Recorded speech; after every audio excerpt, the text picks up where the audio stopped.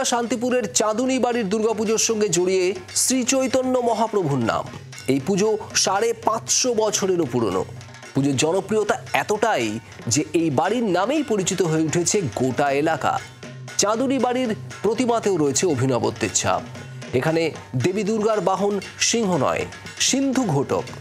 ইলিশ মাছের হরেক পদ দিয়ে সাজানো হয় দেবীর ভোগ।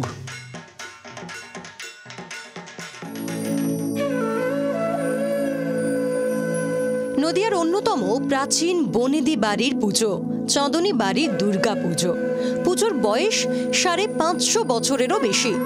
লোকমুখে শোনা যায় পুজোর সূচনা করেছিলেন কাশীনাথ সার্বভৌম নামে এক সাধক। চৈতন্য মহাপ্রভুর বাল্য শিক্ষক ছিলেন কাশীনাথ সার্বভৌম। নবদ্বীপ থেকে শান্তিপুরে চাঁদনি স্ট্রিট এলাকায় উঠে আসেন কাশীনাথ। কাশীনাথ সার্বভৌমের বংশধররাই হলেন মুখোপাধ্যায় পরিবারের সদস্য।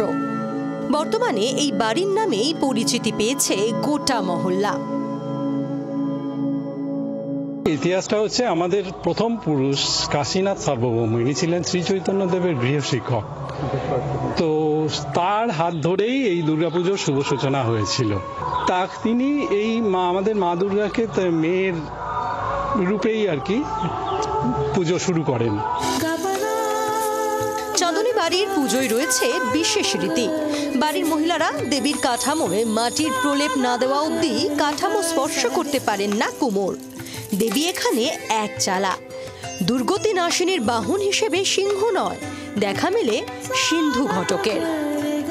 মাটি করার পরে কিন্তু পুরোহিত পুজো করবে, তারপরে কিন্তু এখানে কুমোর হাত দিতে পারবে। তাছাড়া মায়ের এই কাঠামোতে কারোর হাত দেওয়ার অধিকার থাকে না।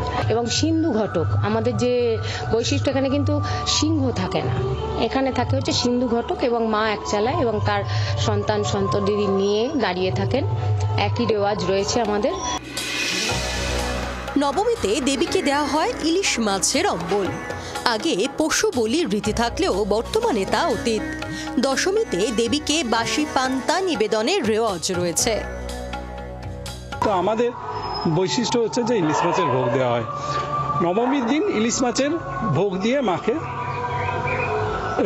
নিবেদন করা হয় এবং সেই ইলিশ মাছটা আবার টক হিসেবে পরের দিন দশমীর দিন মায়ের যখন বিসর্জন হয়, যখন তিনি শ্বশুর বাড়ি যান, তখন তাকে তারপর সেদিন যে অন্ন থাকে তাতে সেই ইলিশ মাছের টক দেওয়া হয়।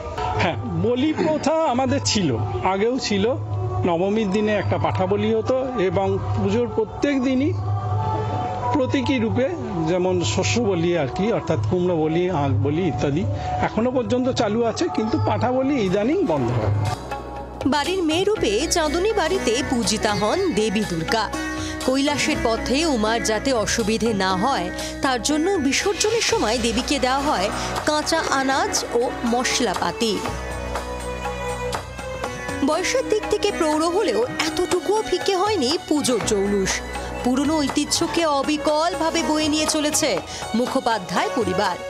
বিশ্বজিৎ মিত্র রিপোর্ট, জি ২৪ ঘন্টা। বাংলার আওয়াজ, বাঙালির আবেগ, জি ২৪ ঘন্টা।